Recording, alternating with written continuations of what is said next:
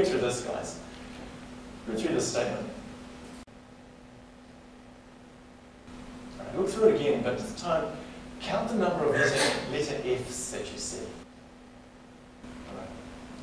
Can I please have a show of hands? Who saw 5 F's in that statement? Okay, so a few hands going up. Who saw 6? Very good. Who saw 7? Okay. Who saw 8? All right. This is getting interesting, right? Who saw 9? Who saw 10? Who saw 11? Okay. So some of you are saying 5, 6, 7. You look at it and you go, look through it again. Okay. Look through it again. And have another look, you go, yeah, well, there's absolutely 5 or 7 or 8. How many do you see? Yeah. There's 7, isn't it? There's 8. Come on, there's 9. What are you talking about? There's 6. I don't know what those other people think.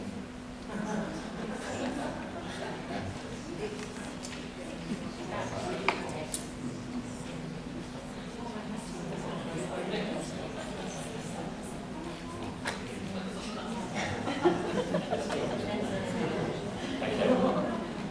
See that? That's it. Have another look.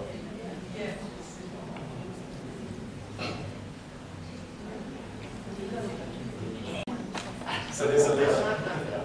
And for some reason, okay, we don't see, you notice the F's in the word of. Now why is that? Okay, there's a reason for that. There's a word for it. And it's called a scotoma. Okay?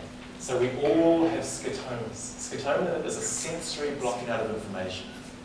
And the reason it happens is because of this. Here's an important point. Okay? We don't see with our eyes. This on to your kids. We don't see with our eyes, we see with our brain.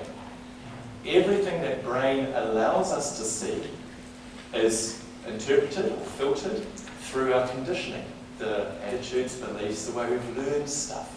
Many of us, as little kids, we get taught to read by sounding out our words in our head. And of sounds like OV to the brain. And so the brain just does the yes. That's general theory to it. So we go through life seeing stuff that matches our attitudes, our beliefs, so on, and we scotoma out other things. Scotoma, sensory blocking out of information. And we do it, fun things. Have you ever had your sunglasses on your head and you're like, oh, I can't find my sunglasses. Where's my sunglasses? I can't find them. You know, and they're like sensory blocking out information. Or you've got your car, you use the keys, or where's my phone? Where's my phone? It's like, oh, there it is in my hand. That kind of stuff, sensory blocking out. You might go to Rotorua sometimes and get out of the car or the plane. It's like, that smell in the air, and it's sulfur. And then after a while, you don't smell it anymore. I talk to kids in schools down there and I go, what's that smell? And they go, what smell?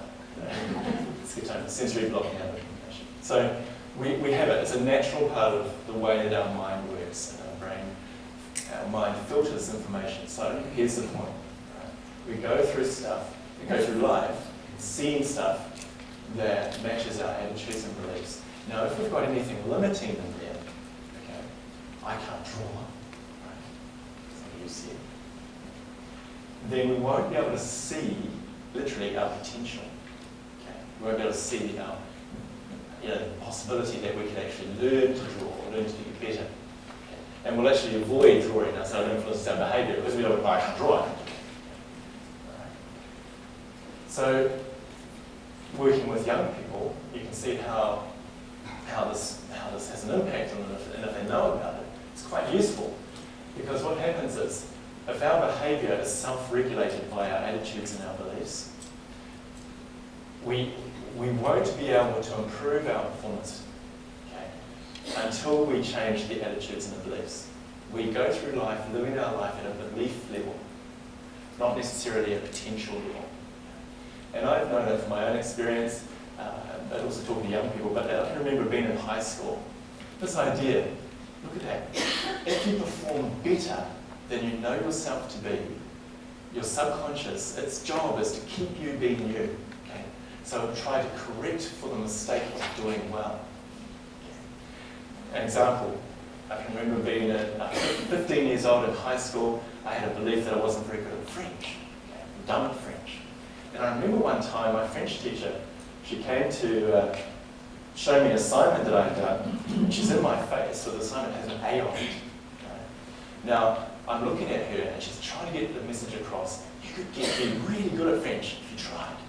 But my belief is, I'm done with French, I'm done with French, I'm done with French. So what happens is, I see it, but I don't. It doesn't register the idea, because my perception is influenced by my beliefs.